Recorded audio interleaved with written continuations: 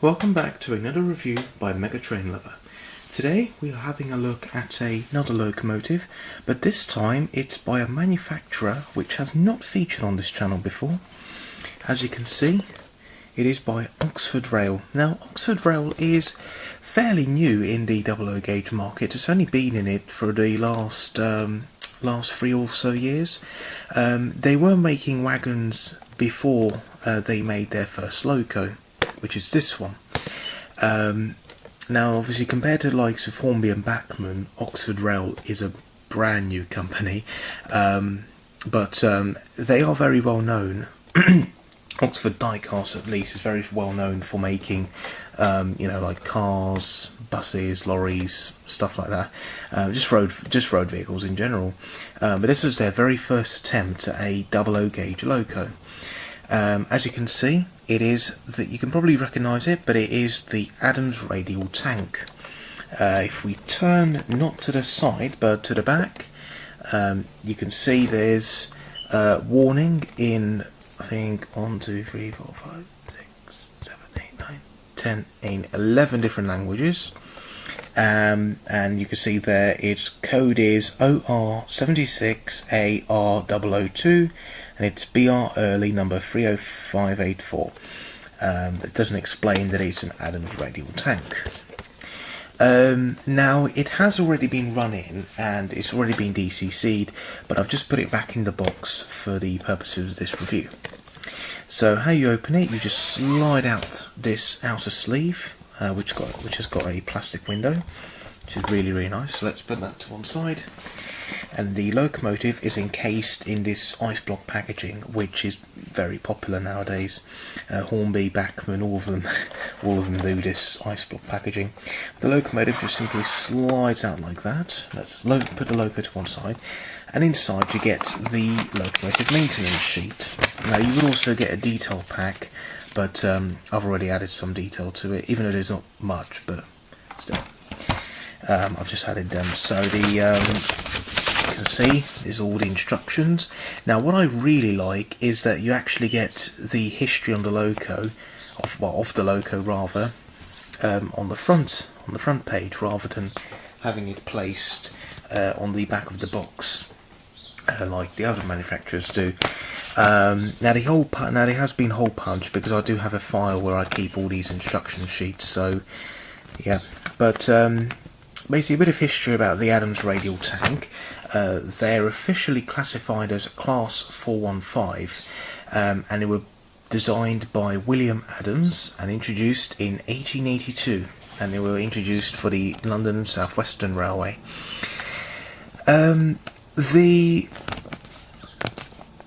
The rear bow is called the Adams radial tank because the rear axle, or bogie rather, is basically swivels. It's got sort of a swiveling radial technology, which is why it's called the Adams radial tank. So it is. The radial refers to the location of and positioning of the trailing bogie and how it is located onto the chassis. So yeah, which indicates 4 and 5, and there were 71 of these built, and 28 of them were built by Robert Stevenson and Co. 20 were built by Dubbs and Co. 11 by Nilsson, and then 12 were built by Bear Peacock. So the 71 locomotives, they all worked out of 9 Elms shed, and they were used on London suburban traffic. Now, sadly, many of them were scrapped by the in fact the 1910s, by the First World War rather. No, it says here after the First World War they were scrapped. Sorry, but it was by 1921 that a lot of the class was withdrawn. Only 30 of them actually passed on to the Southern Railway at the time of grouping in 1923. 3 of them did pass on to British Rail because they did work on the Lyme Regis branch. Basically, Lyme Regis branch was very sharply curved, and it had sort of special needs, the Lyme Regis branch, and these locomotives were perfect.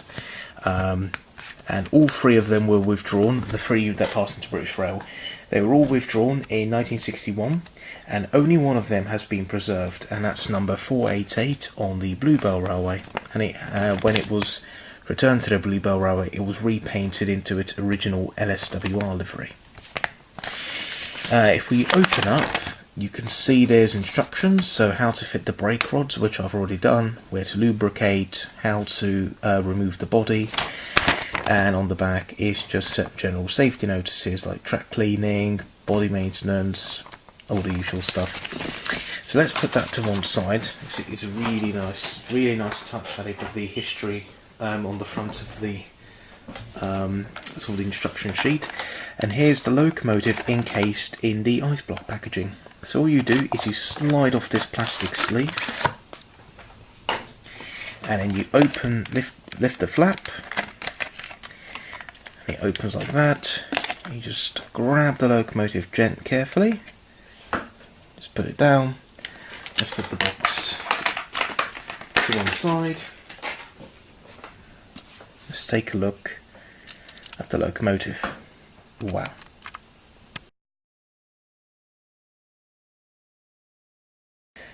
Wow, just look at that. Absolutely beautiful. First thing you'll notice is that the body is actually die cast, unlike Hornby's one, where it's plastic, which is a really nice touch. It really makes it more realistic, because of course, you know, real engines are metal. But yeah, obviously this was released around the same time as Hornby's Adams Radial. But this, to be honest, despite this being about maybe 30 to 40 pounds cheaper than Hornby's one, that price tag doesn't mean it's, you know, lower in quality. In fact, the quality of this is on par with Hornby's Adams Radial tank. It is just absolutely beautiful. You get sprung buffers as standard. This brake pipe here and the brake pipe at the back, those didn't come in the accessory pack. They were already added on, which is really nice. You get the early emblem there, and there's its number 30584, and its power classification is 1P, which means that it is, well, it's not very powerful, is it? 1P. I mean, it's only got 4 driving wheels, and as you can see, it is a 442. So you've got the 4 bogie wheels at the front, the 4 driving wheels centre, and then the 2 bogie wheels at the back. But wow, you get separately fitted handrails running along both sides of the boiler, separately fitted whistle. I honestly can't find any detail which is moulded on. It's so good.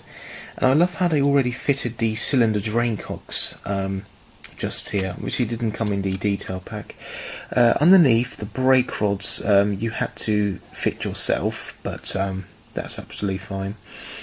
Most locomotives you have to fit the brake rods on yourself anyway. But in all honesty, this is just absolutely worth the money. It's far better value than Hornby's one. Hornby's one looks really nice, but that's £120. In fact, when first released, it was 120. Now the price for those has crept up to about 140, which is a bit steep, to be honest. But I'm sure a lot of people will agree. But I'm sure they had their reasons for the price increases. We didn't even look. It does have sprung buffers on both the front and rear of the engine. The detail on the other side is just as good. I mean, there's all this separately fitted detail like this. Sort of looks like a hose pipe. This sort of looks like a hose there. Not too sure, but you get these separately fitted smoke box starts. You get all the lamp irons, and there's the front of the engine, which just looks amazing. The numerals are really nicely applied. You get a builder's plate there, which isn't very legible, but I'm sure, you know, with that magnifying glass it would be. The cab detail is brilliant. Look at that. I can't really show you because it is enclosed, but wow. You can clearly see the reversing handle just, you know, sort of sticking up in the nearest to camera. But in the background you can see all the gauges and the regulator, and even down to the water gauges, which is, it's clear. Absolutely beautiful. I mean, seriously, considering that this cab is quite small and it is enclosed, it's just beautiful. You even get the handbrake at the back. Wow, that is just amazing. You get these two huge windows at the back. These are honestly the biggest windows I've ever seen on a tank engine. But you can sort of see into the cab through the windows, even though it's kind of magnified it, and it looks a bit fisheye, to be honest. But it's really nice. At the back you get the coal, and then also, rather interesting, you get the filler cap on the back here. And I say rather interesting because usually on tank engines the water filler cap is sort of here by the side tanks, but in this case it's here. But from what I can see, the tanks actually protrude both of them actually protrude into the cab. It doesn't actually have very big tanks, as you can see. I mean, considering the size of the engine, okay, it's not huge, but still, the boiler is quite big. But considering the size of the engine, these tanks are very small.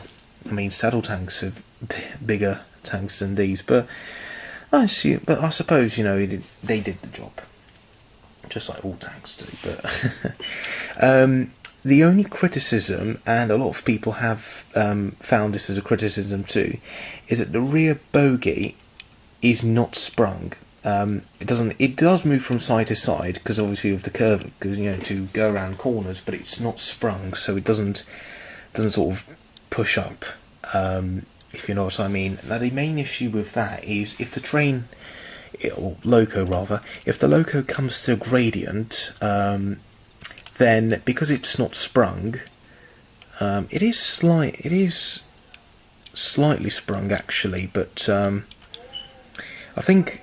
But with some of the ever so slightly, but not really, but basically, if it comes to a gradient, then because it's not sprung, it lifts the driving wheels off the track ever so slightly, but enough to make the engine lose traction, and then its wheels will start spinning, which is rather inconvenient, especially if you have a gradient in, say, a tunnel or any other hard to reach location.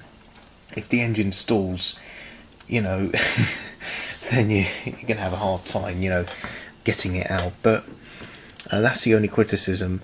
But my layout doesn't have any, well, if you can call it a layout, that is, but my layout doesn't have any gradients, and if I do get a real layout, then I don't intend to put any gradients on it. Not because of this, but, you know, just because, for simplicity reasons. But yeah, but that is the only criticism which a lot of people have found. But otherwise, I honestly cannot find anything else wrong with the engine. It is just stunning. That dome is huge. It looks very Victorian, obviously. It was built during Victorian times, but it just looks so nice. The BR Black looks really nice on it, but I would have preferred the London South Western Railway green, but the one which 488 is in, but those are pretty much sold out by now because everyone wants that one, because, you know, everyone wants to get that one. But to be honest, I only paid about 75. I got this second hand from Hatton's. It's really good condition, but £75 DCC fitted. It's an absolute bargain, especially considering that Hornby, the cheapest Hornby one, is about £120. But in all honesty, wow, I have no words. It's just amazing. Now, appearance may be one thing. What about performance? Let's find out, shall we?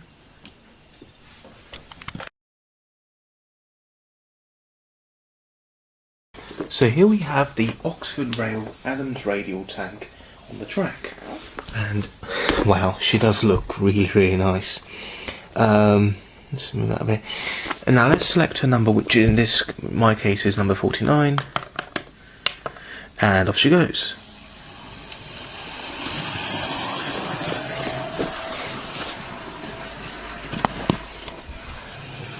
Wow. Now the controller's set at halfway. Now she isn't a very fast locomotive, but then again the real ones weren't fast either. They weren't built for speed, but in all honesty she is performing very well.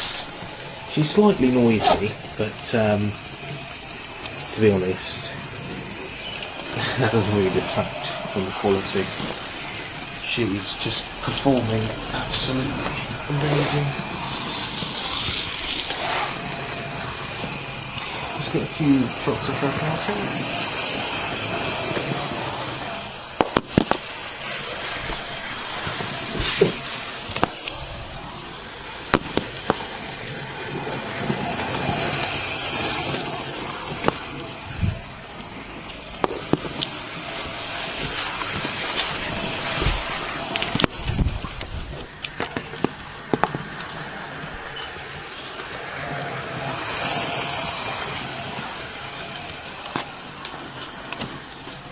So yeah, as you can see, she is absolutely amazing.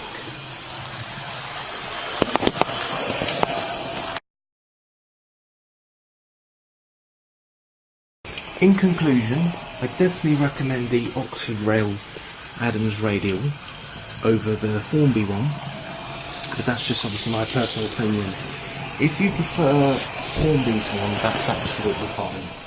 But just in general, the Adams Radial tank is a beautiful little locomotive, full of character, be it Hornby or Oxford Rail. But